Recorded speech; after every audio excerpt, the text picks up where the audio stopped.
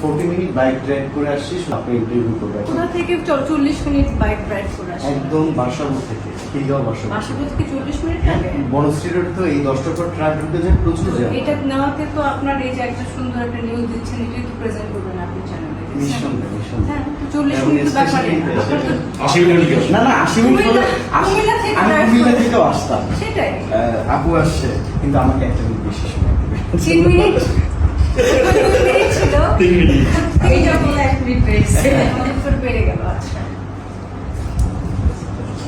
না না ছাড় করতে চলে এত কাছে সমস্যা নেই তো? বর্তমান সময়ের ব্যস্ততা কি নিয়ে যাচ্ছে? বর্তমান সময়ের ব্যস্ততা, এই যে আপনাকে ইন্টারভিউ দিচ্ছি, এটা একটা কঠিন ব্যস্ততা আমার কাছে এখন। আর ব্যস্ততা বলতে গেলে একটা ছবি করছি, সেটা হচ্ছে চক্ষু আহমেদ পরিচালিত অনুদানের ছবি। ছবিটি হচ্ছে, ছবিটির নাম আহারে জীবন।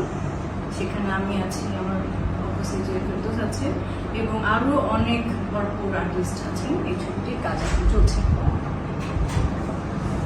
আমি যখন আজকে বাসায় বেরোচ্ছিলাম, তখন আমার বউকে বলছিলাম যে আমি হচ্ছে কিন্তু পূর্ণিমাপুর ইন্টারভিউ করতে যাচ্ছি। তো তুমি বলো তো যে আপুকে আমি কিভাবে এক কথায় ডিসক্রাইব করতে পারি? তো আমাকে মানে গসিপ করতে করতে রেডি হচ্ছিলাম, তখন আমাকে নিয়ে গসিপ করেন?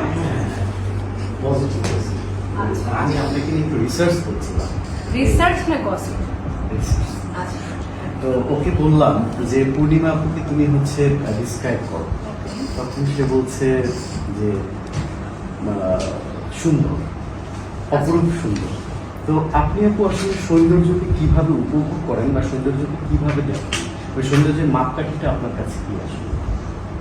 প্রথমত হচ্ছে এই প্রশ্নের উত্তরটা আপনি নিজেও জানেন না, এই জন্য আপনি আপনার ওয়াইফের কাছ থেকে হেল্প নিয়েছেন।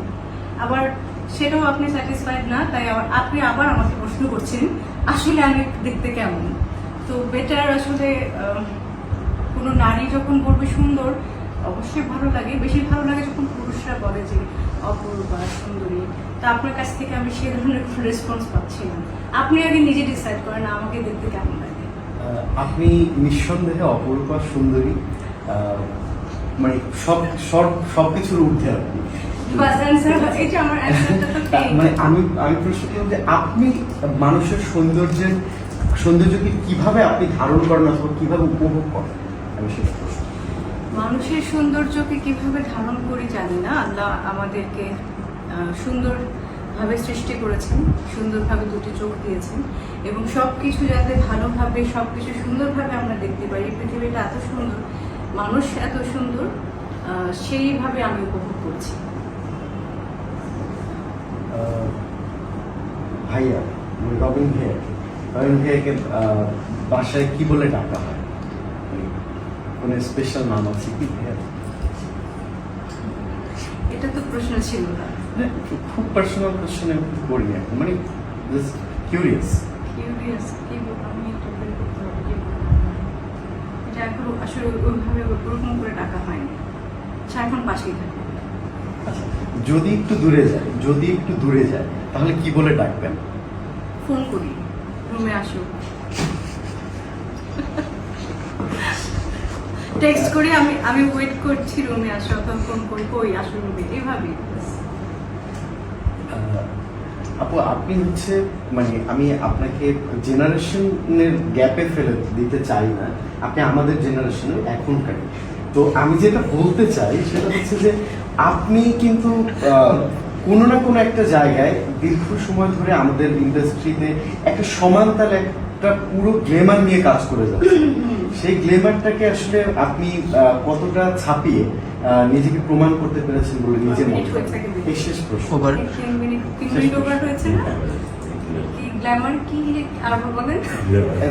আচ্ছা, প্রশ্নই বড় আপনার, প্রশ্নই 3 মিনিট খেয়ে ফেলে। আমি তো অ্যানসার করবো কখন? আচ্ছা, না আমার প্রশ্ন ছিল আপনি আমাদের জেনারেশনের একটা বাঁধ ভাঙা একজন মানুষ। হ্যাঁ, এক বাঁধ ভাঙা একজন মানুষ, বাঁধ ভাঙা নায়িকা, সেটা হচ্ছে বাঁধ ভাঙা নায়িকা। আপনি যদি বলি যে আমার থেকে যারা একটু জুনিয়র, সেও পূর্ণিমা আপুর, ক্রাশ যদি বলি খুব সহজে, আর যারা একটু সিনিয়র তাদের ক্রাশ, এই জায়গাটাকে আপনি কিভাবে উপভোগ করেন? খুব সুন্দরভাবে উপভোগ করি। যেহেতু বলছেন বাঁধ ভাঙার নায়িকা, বাঁধ ভাঙলে আমরা কি করি? বড় বড় পাথর তৈরি করে সেখানে দিই, আটকিয়ে রাখি। সেভাবে আমি আমার নিজেকে আটকিয়ে রেখেছি যাতে আর বাঁধটা না ভাঙে। আমি সেভাবে উপভোগ করি নিজের কাজ, নিজের সৌন্দর্য এবং মানুষের অ্যাপ্রিসিয়েশন। সবাই আমাকে যেভাবে পছন্দ করে, ভালোবাসে এখনো পর্যন্ত, এটা আমি সবচেয়ে বেশি উপভোগ করি। আপনি যে সুন্দরের সাথে বুদ্ধিমতীও, সেটা কি আপনি নিজে জানেন? না, আপনি জানেন, বলেন, হেল্প করেন আমাকে। আমার মনে হচ্ছে। আমারও মনে হচ্ছে, বাট শিওর না। আপনার ইন্টারভিউ করার মতো মানুষ রাফসান সাহেব ভাই ছাড়া খুব কম আছে, আমি মনে হয় আমি পারবো না। 3 মিনিট ক্লাস শেষ। Okay, thank you, Thank you. Thank you.